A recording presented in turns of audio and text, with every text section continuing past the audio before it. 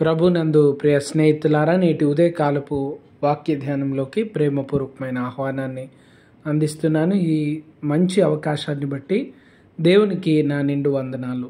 ప్రార్థించడం. కనికరం గల ప్రభువా, ఈ ఉదయం మీ పరిశుద్ధ వాక్యంతో మాట్లాడుతూ మమ్మల్ని బలపరచమని మా ప్రభు రక్షకుడైన యేసు ప్రభుల వారి దివ్యనామంన అడిగి వేడుకొనిచున్నాం స్వామి.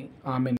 ప్రియమైన వారలారా, నేటి ఉదయకాలం ఫిలిప్పీలకు రాయబడిన పత్రికలో మొదటి అధ్యాయంలోనే ధారావాహిక ధ్యానము. శ్రమ దినమందు రక్షణ కొరకు ఏక మనసు కలిగి జీవించుట, ఏక మనసు కలిగి నిలుచుట, stand firm in one spirit. పౌలు గారు యేసు ప్రభుల వారి వీడ్కోలు సందేశంలో పలికినట్లుగా, వీడ్కోలు విషయాల్లో తెలియజేసినట్లుగా పౌలు గారు కూడా ఈ చెరలోనున్నటువంటి పత్రికలు రాసేటప్పుడు అటువంటి ఆలోచన విధానాన్ని కనబరుస్తూ ఉన్నారు. యేసు ప్రభుల వారు శిష్యుల్ని హెచ్చరించడానికి, ధైర్యపరచడానికి జరగని ఉన్నటువంటి కొన్ని విషయాల్ని తెలియజేసినారు. ఇక్కడ పౌలు గారు కూడా అటువంటి విషయాల్ని తెలియజేస్తున్నారు. ఒకటి, నేను శ్రమ పడుతున్నాను కనుక మీకు కూడా ఇటువంటి అనుభవం ఎదురవ్వచ్చు. విశ్వాసం మాత్రమే కాక మీరు క్రీస్తు కొరకు, క్రీస్తు పక్షంగా శ్రమను కూడా అనుగ్రహింపబడుతుంది, మీరు దాన్ని అంగీకరించాలి అని కూడా తెలియజేస్తూ ఉన్నారు. చూడండి, ఈ మొదటి అధ్యాయం 29వ వచనంలో, ఏలయనగా మీరు నా యందు చూచినట్టుగా నా యందున్నవి మీరిప్పుడు వినుచున్నట్టు పోరాటము మీకును కలిగి ఉన్నందున మీకును కలుగును. చూడండి, విశ్వాసమే గాక క్రీస్తు పక్షంగా శ్రమ కూడా అనుభవించాల్సి రావచ్చు. నేను శ్రమ పొందుతున్నాను, ఇటువంటి అనుభవం మీకు కూడా కలుగుతుంది.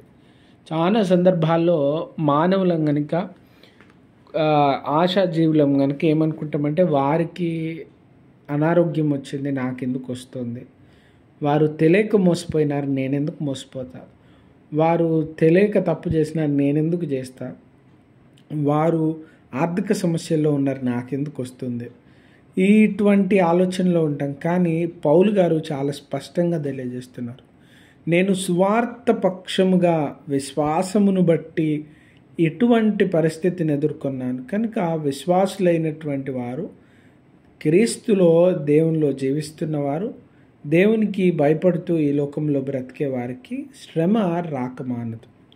అదేదో రకంగా వస్తుంది, కానీ దాని గురించి బాధపడద్దంట. మిమ్మల్ని బాధ పెట్టు వారి ఎదుట మీరు ఏక మనసు కలిగి స్థిరులై నిలిచి ఉండాలి. అప్పుడు వారు మీ మీద తలపెట్టిన కీడుతో వారు జయించలేరు, మీకు మేలు కలుగుతుంది, అది వారి నష్టానికే జరుగుతుందంట. చూడండి, శ్రమ దినమున కృంగి ఉండకూడదు, శ్రమ దినమున చాతగాని వాళ్ళలాగా మారిపోకూడదు.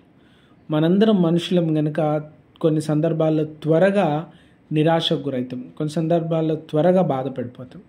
కానీ పౌలు గారు తెలియజేస్తున్నారు, మనలో ఉన్నటువంటి పరిశుద్ధాత్మ దేవుని కార్యములు బహు గొప్పవి. పౌలు గారు గలతీ సంఘంతో చెప్తారు, ఇదిగో పిరికితనం గల ఆత్మను దేవుడు ఇయ్యలేదు, ఆశా నిగ్రహం కలిగినటువంటి ఆత్మ. పిరికితనము, నిరాశ, నిస్పృహలను పుట్టించేది ఈ లోకంలో ఉన్నటువంటి చెడు ఆత్మ. అది నిరాశను కలుగజేస్తుంది, బాధను కలుగజేస్తుంది, దుఃఖాన్ని కలుగజేస్తుంది, వేదనను కలుగజేస్తుంది. అందుకనే అనేకులు వారి శ్రమ దినంలో, కష్టం దినంలో ఎదుర్కొనలేక సూసైడ్ చేసుకుంటూ ఉంటారు, లేదా వారు ఇంకో రకమైనటువంటి డిస్కరేజ్మెంట్కి, డిప్రెషన్కి లోనే మానసికమైన సంఘర్షణలకు లోనవుతారు. కొందరు హార్ట్ డిజీజ్తో బాధపడతారు, ఇంకొంతమంది సైకలాజికల్ ఇష్యూస్తో బాధపడతారు. చూడండి ప్రియమైన వారలారా, పౌలు గారు తెలియజేస్తున్నారు, ఆశా నిగ్రహం అంటే ప్రతి సమస్యను తట్టుకొని, కంట్రోల్ చేసుకొని, ధైర్యంతో స్థిరులుగా నిలబడగలిగేటువంటి ఆత్మను దేవాదేవుడు అనుగ్రహిస్తూ ఉన్నాడు.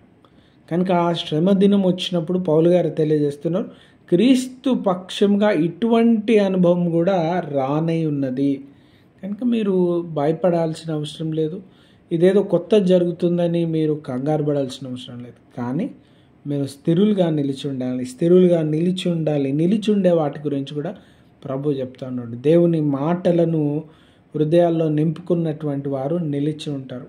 యవనస్తులు శోధనకు గురి కాకుండా దేవుని వాక్యాన్ని హృదయాల్లో నింపుకోవాలి. కీర్తనకారుడు చెప్తా ఉన్నాడు. కొండ మీద ప్రసంగం చివరిలో యేసు ప్రభుల వారు చెప్తున్నాడు, నా మాటల మీద ఇల్లు కట్టుకున్నవాడు, నా మాటలు అంగీకరించి గైకొన్నటువంటి వాడు బండ మీద ఇల్లు కట్టుకున్నటువంటి వాడు. చూడండి, స్థిరులుగా నిలిచి ఉండేటువంటి అనుభవాలు. యేసు ప్రభుల వారు యోహాను సువార్త 15వ అధ్యాయంలో చెప్తాను, మీరు నా యందు నిలిచి ఉంటే, తీగలు ద్రాక్షవల్లిలో నిలిచి ఉంటేనే కానీ, నిలిచి ఉంటే, అందులో ఉంటే అప్పుడు అవి జీవిస్తాయి, అవి ఫలించుతాయి, అవి ఎదుగుతాయి. కనుక క్రీస్తులో స్థిరులై నిలిచి ఉండేటువంటి అనుభవం గురించి తెలియజేస్తూ ఉన్నారు.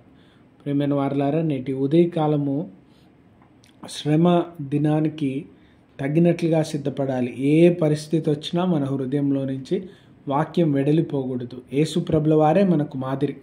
శోధనకు గురైనప్పుడు యేసు ప్రభుల వారు సాతాను శోధనలు ఎదురైనప్పుడు ఆ శోధనలను జయించడానికి వాక్యం, శ్రమ కలిగి శిలువ పైన ఉన్నప్పుడు దాన్ని జయించడానికి వాక్యం, బాధలు వేదనలు ఎదురైనప్పుడు వాక్యమే. ప్రతి సందర్భంలో దేవుని మాటలే జీవితంలో నోట్లో ఉన్నాయి. ఆ యేసు ప్రభుల వారి మాదిరిని పోలి శ్రమ కష్టాన్ని ఏ పరిస్థితి వచ్చినా ప్రభు మాటలు మన జీవితంలో నింపుకోవాలి. ఎందుకంటే ఇవి జీవపు మాటలు, జీవింపజేసే మాటలు, జయింపజేసేటువంటి మాటలు. కనుక క్రీస్తు మాటలు మన నోటు ఉండాలి. నిరాశలో నోటుకొచ్చిన మాటలు మాట్లాడద్దు, బాధ కలిగే మాటలు మాట్లాడద్దు, సెల్ఫ్ పిటీతో కూడుకున్న మాటలు మాట్లాడద్దు. క్రీస్తులో జయింపజేయు యేసు ప్రభుల వారి వాక్యంలో మనం అనుదినం ఎదుగుతూ బలపరచబడే కృప దేవుడు మనకు కలుగజేయను గాక. ప్రార్థించుకుందాం. కనికరం గల ప్రభువా, ఈ ఉదయం వాక్యం విన్న ప్రతి వారిని దీవించి మేళ్లతో తృప్తిపరచమని, ప్రతి వారి అవసరతల్ని తీర్చమని మా ప్రభు రక్షకుడైన యేసు నామమున అడిగి వేడుకుంటున్నాం స్వామి. Amen. God bless you all. దేవుడు మిమ్మల్ని దీవించును గాక. ఆమెన్.